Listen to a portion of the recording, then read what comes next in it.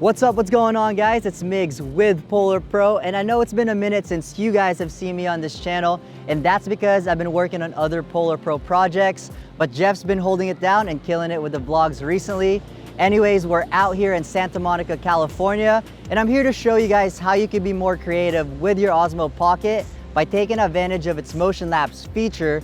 And while we're at it, I'm gonna show you guys how to do some pretty cool hyperlapses. So let's roll that intro and let's get this video started.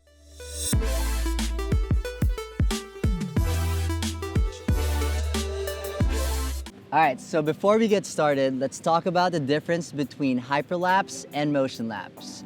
So these two video techniques are a form of time lapse in which a video is created by taking a group of photos and stitching them together in post, playing it back at a faster speed to portray passing of time.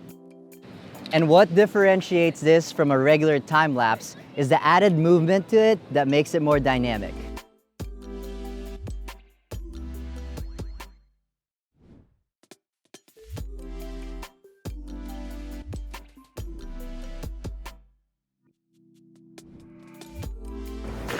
All right, so let's start off by talking about motion lapses. This is pretty much self-explanatory because it's a moving time lapse. A lot of photographers out there like to use what they call a slider.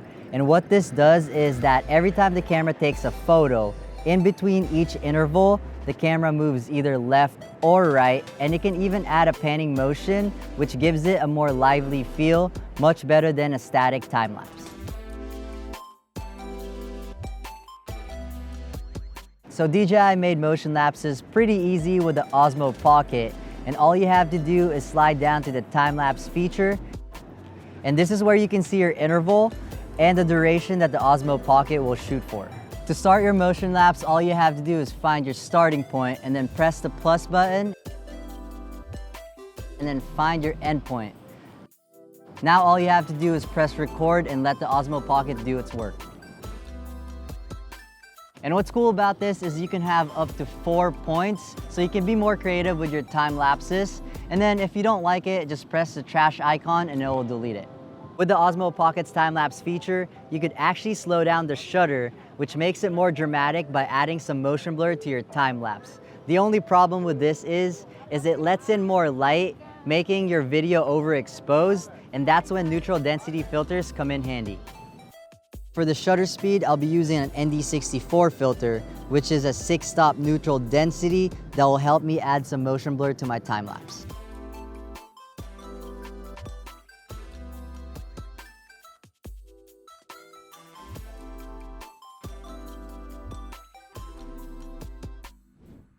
Now that we talked about motion lapses, let's move on to the fun stuff. A hyperlapse essentially is another form of motion lapse, but instead of being constricted or limited to the small area that you set your slider or tripod to, you're actually moving over a considerable amount of distance, making it feel even more dynamic. So normally when you're shooting hyperlapses with a DSLR like what I have over here, you're gonna need a tripod or a gimbal. You would then use the grid of your camera to focus on your point of interest. This point of interest could be like a tree, a building, or whatever subject you want to focus on.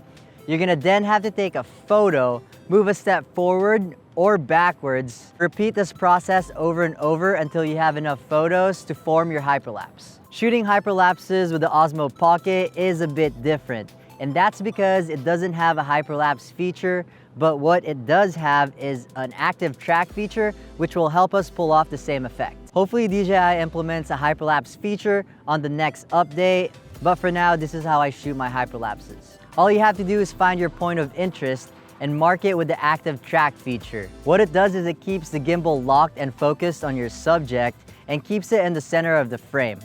Now, all you have to do is press record and walk towards or away from your subject. Once you have your video, all you have to do is bring it into your editing software and speed it up by 1000% or more, and then stabilizing it. Personally, I like using Adobe Premiere, so you're gonna have to do an extra step before stabilizing it, which is nesting the whole video clip.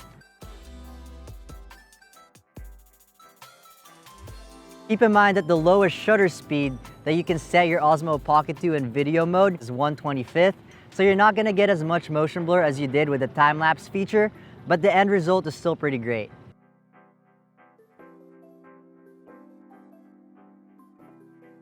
Well, that's it for this video. I hope you guys enjoyed it and learned a new creative way to use your Osmo Pocket.